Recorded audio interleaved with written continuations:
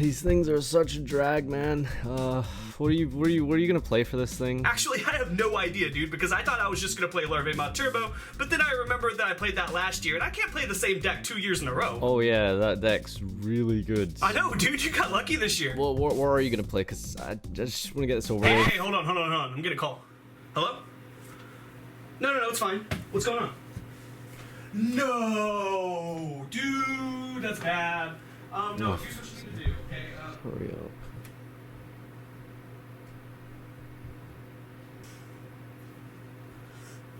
Huh. Where's my Thousandite deck? Hey, you, can you wanna do? You wanna play? Yeah, but I gotta warn you, I'm pretty good. Okay, sure. Whatever. Well, what does that mean? It just means you probably, play Magic Cylinder. Oh, yeah, it's only like 3 games. That card's really good. What deck are you playing? Monarchs, duh. What are you playing? Monarchs, huh? Yeah, real skillful. I'm playing, my channel is called Farfa, right? So... Yeah? So I'm playing Farfa. Mm-hmm. Farfa, the Mala branch of the Burning Abyss, you know? Mm-hmm. You know, the rank 3 deck? The rank 3 deck. Farfa, level 3. You know, rank 3s and yeah, those things? Digital bugs! You're playing digital bugs! I haven't played against digital bugs in forever, dude. I can't wait to duel you. This is gonna be so much fun.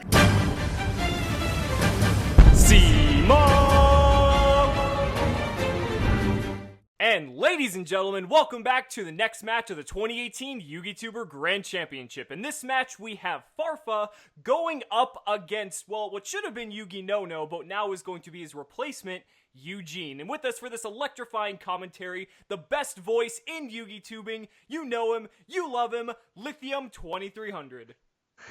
Yo, what's up, guys? Welcome back. Okay, cool. One of them should be my next opponent from the next round, so looking forward to this one. Yeah, so you get a little insight as to who that might be. So I wanted to pick you for this match because Farfa's playing Burning Abyss. You know, it's his namesake, so I'd imagine. And exactly. We had Eugene playing Monarchs, and you're. Oh, really? Yeah. Really? So you're a bit of a Monarch player yourself. Okay. Cool. I'm looking forward to how he runs it. Maybe the same as I it's domain, so no extra deck. Because personally, when I talked to my opponent, Alexander, Matsup, we discussed just use like a casual oriented deck, not really like a huge stun or something like FTK, Chainburn or something like that. And personally, that's one of the biggest reasons why I didn't go for the domain build. Either you have your tribute and domain, and your opponent can't play. So that's why I picked the extra deck.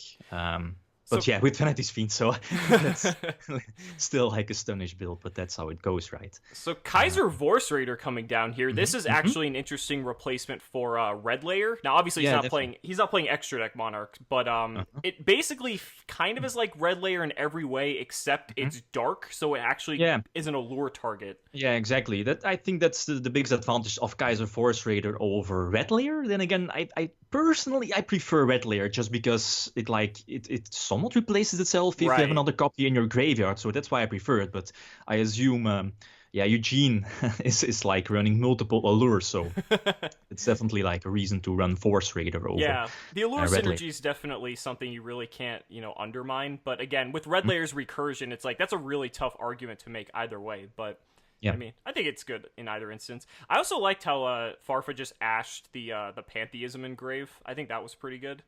Right. Yeah. Since no return, and possibly he did already have the Erebus, so that's definitely a good start. But no return, so you can't dodge maybe a strike or something like that, right? And you definitely want like the Aether Surge off of the return here. So ashing the Pantheism, that was definitely an okay play. But the second Desires on Farfa's, at least in Farfa's end, is that's quite dangerous, I think.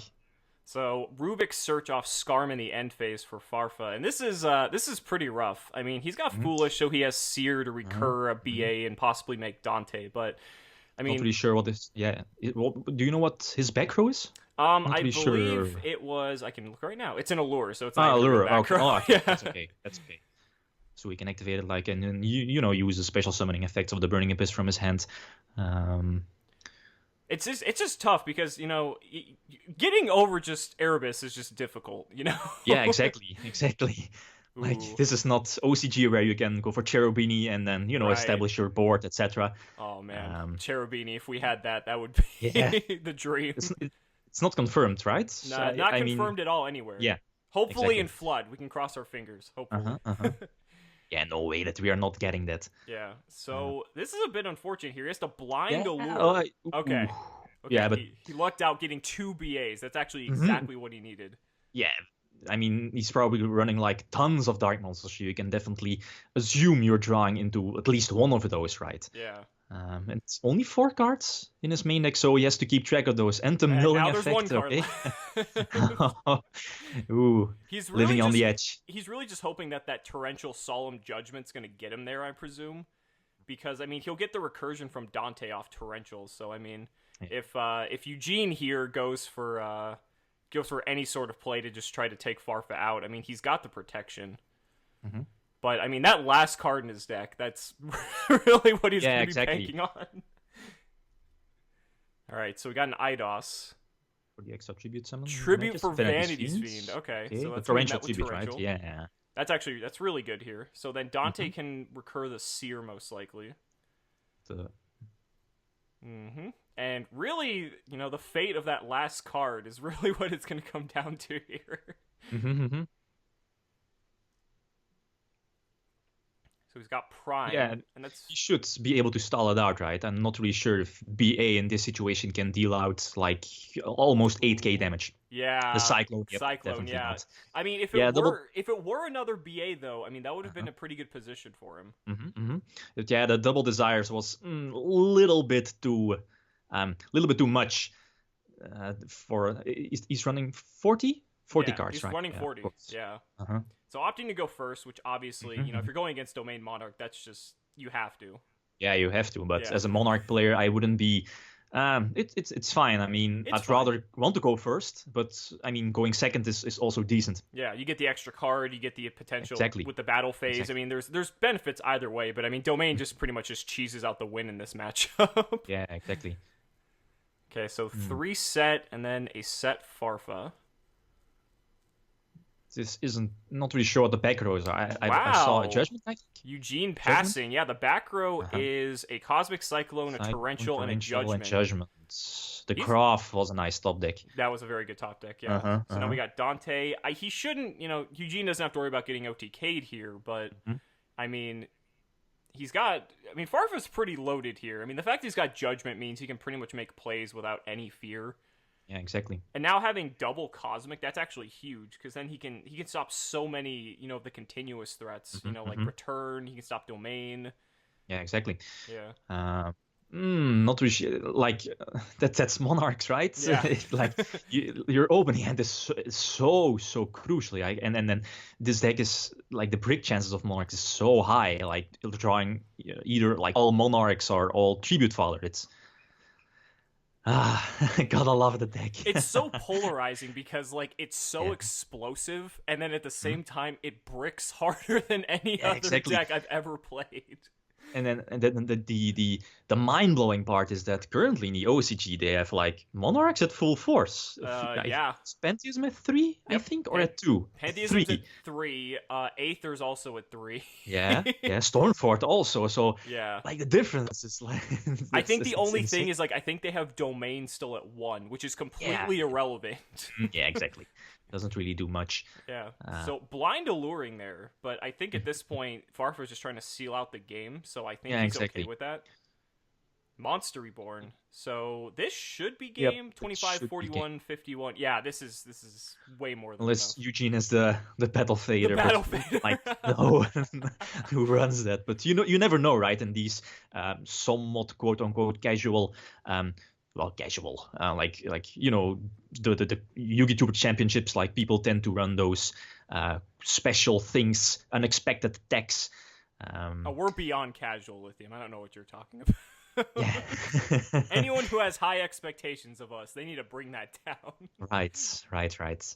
That's definitely a good start. Like opening Yeah. Tenacity, searching the Pantheism. If he has the Monarch trap card, he's set to go. If he can drop like Vanity's Fiend, opening Erebus Erebus is also definitely good. So you can definitely search out something like Domain. Eddie is good too. Mm-hmm, It's looking like a much better hand. But probably like no, yeah, definitely you want to search out the small Eidos first, and then use your draw card, not drawing into those stupid small Eidos. Like always, you're drawing always that second copy of Pantheism. What do you mean? We love hard drawing IDOS. I don't know what you're talking about. Like the Garnet 2.0. Yeah. All right. So he's using Not really sure Pantheism here. So he's grabbing the Domain. And this He's running is 3 copies. Yeah. Luckily for Farfa, he has the Cosmic Cyclone. He also has Evenly Matched, which Evenly is really matched. good. Yeah. That's another tool that we didn't have back in Monarch format that could have been used to help clear that. So. But he still has Erebus, right? So maybe it's a lucky pick to dodge the potential evenly matched. Yeah. Well, I mean, he has 2 outs, so I mean, at least he's Cyclone as well. And because he has Rhino Scarm, he has Beatrice access as well. So if assuming things go as planned here, I think he'll be okay. But I mean, it's definitely Erebus is definitely going to be a threat here. All right, so he's probably going to search Aether. Aether is fine.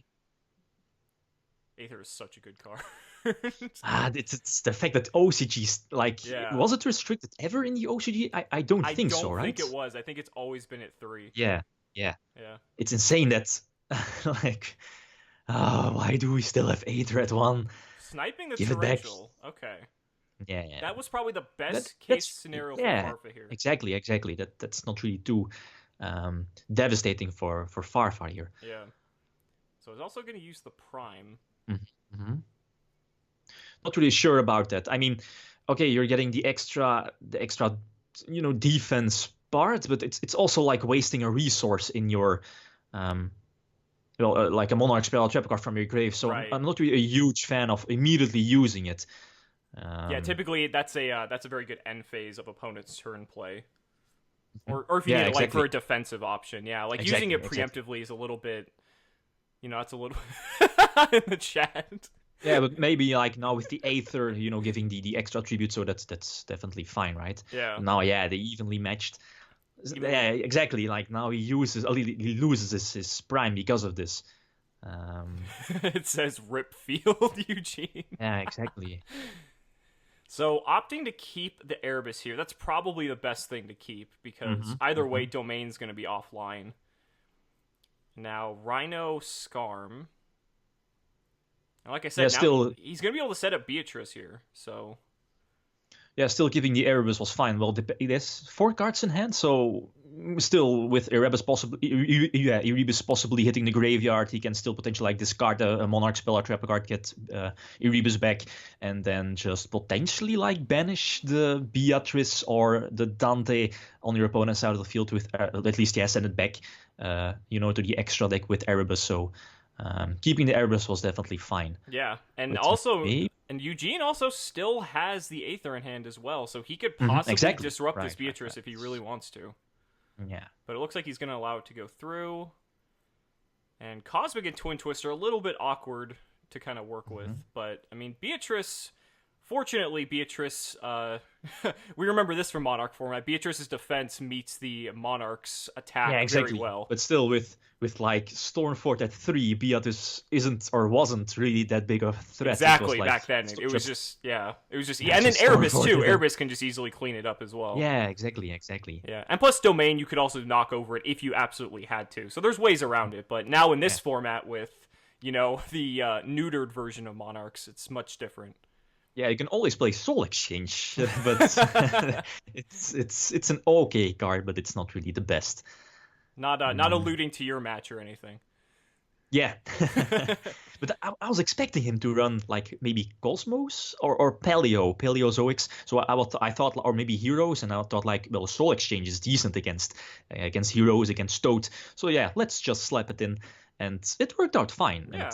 especially for these kind of tournaments where it's not like, well, I have to make the most consistent deck going into like a 6-round, 7-round tournament. No, it's just like one match, maybe 2 or 3 duels, and then those cards can definitely help out. Well, knowing this is Eugene, I mean, he's probably playing Magic Cylinder at 3, so. What were you gonna ask? Please. Like, do you think he should have aethered earlier, like during the main phase 2 of Farfa, like setting up the prime, using aether and then special summoning like another tribute, maybe another Erebus. The Monarch will just bounce back to his hand. So yeah, I think there's an argument to be made there that he could have, because it might have put him in a slightly better position, but I don't know. We got aether here. He still has to deal with Beatrice. So yeah, domain is definitely one of those outs too. Man, you don't really want to attack over the Beatrice. Yeah, I guess. Still has a pantheism, right? You already tributed, so Stormfort not really. He could pantheism to get. He's alluring. Okay, he could pantheism to get a domain if he just plans on just running everything over, and then because he has domain tenacity, and I believe he has a card in hand to be able to use tenacity. So yeah, it might actually be all right, but we'll see. Oh, here we go. Yeah, so pantheism, domain, and Stormfort. Stormfort. Okay. Yeah. Okay. It's interesting because he's already used his tribute for the turn. So. Yeah, he normal summoned. The idea, I think? Yes, he did. And then tribute summoned for the aether, right? Yeah. Correct, yeah. Okay. Another allure, okay. Yeah, he's like running 3 copies, I think. Yeah. I'm not really sure. Like, in theory, like running multiple allures is super good, like getting those 2 draws, but it's not really too optimal, like banishing your only 1 dark, like let's say you have 1 Erebus in hand, do you really want to banish that? So that's, I think, like running 1 allure, maybe 2, is personally for me, I think that the max you want to main deck in Monarchs. Yeah. So this is good. However, Eugene doesn't realize that Farfa has a set Cosmic Cyclone. So that's where this gets a little bit dicey, because he can use Cosmic Cyclone in response. So now he will be able to trigger Beatrice to summon Pilgrim, but Pilgrim, I don't know if it's going to really do too much here, because, I mean, other than forcing Eugene to discard a card, he's got pretty good control of the board right now. Yeah, Farfa is keeping the Beatrice on the field. Yeah. Okay. Still with the twist in the hands. I mean, good play by Farfa, though. I mean, he basically was able to keep his Beatrice alive. Right. Drawing into the tour guide for turn. That's that was searched. That was searched. Oh yeah. My mistake. I thought he hard drew that. I'm like, oh, okay, that's pretty good. yeah, it must be nice. Yeah, he sent that Skarmoth Beatrice. I forgot. So. Right. But I mean, he's still got quite an uphill battle here. He could. I mean, if he's feeling really gutsy, he could also crash his Beatrice to get Pilgrim out. That's always an option. But I don't know if you want to clog your extra monster zone that way. Yeah, exactly. That's now like Cherubini again would have been so good. Yeah, Cherubini just unlocks so much potential with this deck. It's absurd. Yeah, and the fact that it has like that built-in non-destruction effect, it helps this particular deck so much. Yeah, it's just it does so much. Oh, Muzu Rhythm. Okay. Right. Wow, this is a throwback. Yeah, it has been ages. Right. Yeah. Okay, double the attack. Yeah, so it'll make itself 3k, so it'll be able to hit over one of the Monarchs. But it's kind of, a bittersweet moment, because it's only a temporary solution to the problem here. Yeah, exactly. And I mean, is Farfa just going to do the same thing again, where he just sets a back row and hits domain and just hopes that, that Eugene can't clear the... Oh, no, because he has Stormfort this time, so that actually is just going to change everything. Yeah. Not really sure if any Rebus is in the graveyard, so he can potentially discard the Monarch spell or potentially get back the... No Rebus. No Rebus, no. Yeah. So that changes things up slightly, and maybe that's why, Farfa's specifically keeping... Oh, no, he has one in hand, though, because it got bounced back from Aether. Yeah, indeed. So that actually doesn't even matter. So I don't know. This is looking pretty grim for Farfa. Yeah. Like having the opponent not really that big of a threat, like only Beatrice, the rank 3 XC that's not really too threatening for your board. Stormfort into Erebus should be like devastating for Farfa. So Foolish on the Edia, which will trigger it. Not really sure. Yeah, Domain. Yeah, seems perfectly fine. Yeah, that's Getting fine. back Pantheism doesn't really make sense. Yeah, at this point, Well, you're so far ahead of your opponent. Yeah, exactly. So putting out the Domain. Again, very strong. Get another Prime. Now, if he was playing extra deck Monarch. Yeah, going for Pleiades. Pleiades Yeah. would be so cool. And that's the appeal of Exactly. extra deck Monarch, because you can just make so much use out of the Yeah. primes. It's insane. It's literally a free rank 5 every turn once your engine's going. Yep. Like, but yeah, the small downside is that you're giving up your stun effect of your domain, but still there's too many outs for your opponent to destroy the domain and shut down the lock basically. So it also depends on the matchup too. I mean, sometimes the lock's completely irrelevant, so Mm-hmm. you'd rather have the versatility of an extra deck than being able to restrict your opponent from using theirs. So that's obviously, we're not like, fortune tellers or anything.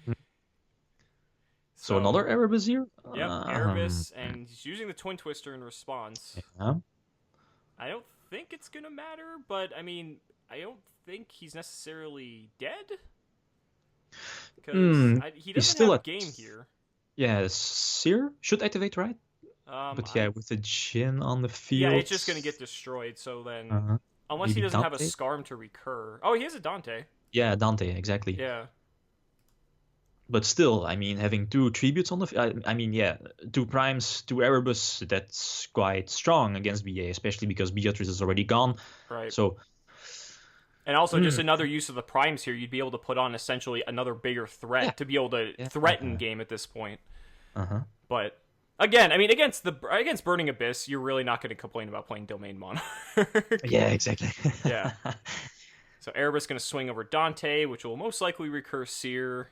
Yeah, exactly. So he needs to rip. Farfa needs to rip something. He needs like evenly matched, like. Yeah, exactly. Ooh, Allure. Okay, so that could get him there. Yeah. Like, could this be like the comeback of the? Yeah. Ooh. Dark Hole. Okay. The Dark Hole is nice. That's a very nice card. Okay. But yeah, Idea will activate, so it's not really that big of a deal, right? Well, yeah. It guarantees he doesn't lose for a turn, and with Seer Torrential set up, I mean, he's guaranteeing he's going to have at least a full another turn to be able to do something. So, obviously, he can recur Erebus. I mean, Eugene obviously still has plays, but I mean, Farfa's guaranteed that he's not going to at least lose for this turn. And Eugene only has like 13 cards left in his deck, so probably no, or at least not too many Monarch spell and traps left to use something like Erebus, so not really sure how many primes he plays. Like, having the prime phase up on your field to get back those Monarch spell and traps is so crucial. Well, he's got 3 primes, so... Okay. Kaiser Vorse Raider coming down. And it looks like he's going to bring out a prime. And at this point, I mean, the question is, when do you flip the Torrential? Yeah, that's what I was thinking. Because if you let it get out of hand, like, Eugene could have just gone there and just swung with Vorse Raider. Yeah. But, I don't know. I mean, I believe he has Eidos engraved, though. Oh, no, he doesn't. He banished it. So, all of his Eddies are there, though. Goods, I don't think is going to be too helpful. Nah, Goods isn't a... Yeah, exactly. Like, running 1 Goods, maybe maximum 2. I don't know, 2 might be a bit too much. But just getting that Prime or Pantheism early game in your graveyard is good. But now... another Torrential. Yeah, this is crazy how this is turning back now. Yeah, exactly. Yeah. Like, Farfa needed one of those board wipes to get him back in the duel. And now he's getting 3 back to back. That's insane. It looked like Eugene totally had this, but now Farfa's slowly just making it come back 1,000 points at a time. Yeah, he needed to finish it off quite quick since he's left like at that only 10 cards in his deck, and with 3 prime already gone, he has no ways to recur or reuse his Monarch spell and traps, and getting those extra draws out of prime also could have led to, you know, more tributes and bigger plays on Eugene's part. Right. So prime in the end phase from Eugene, it looks like. Now, the good thing is that's going to help him wall up, so he's not going to lose this. But he's slowly dwindling out of resources because both of his primes are, or excuse me, all 3 of his primes are in the grave. Torrential gets flipped. And all these board vibes. And I'm curious, man. He doesn't, his Monarch spell and trap count is very low. He only has 3 primes and a, looks like a tenacity left. So he's going to start having to banish prime for prime at some point. Upstart, okay, not exactly what you want to see, but... Ooh, okay, Rhino. Rhino is good.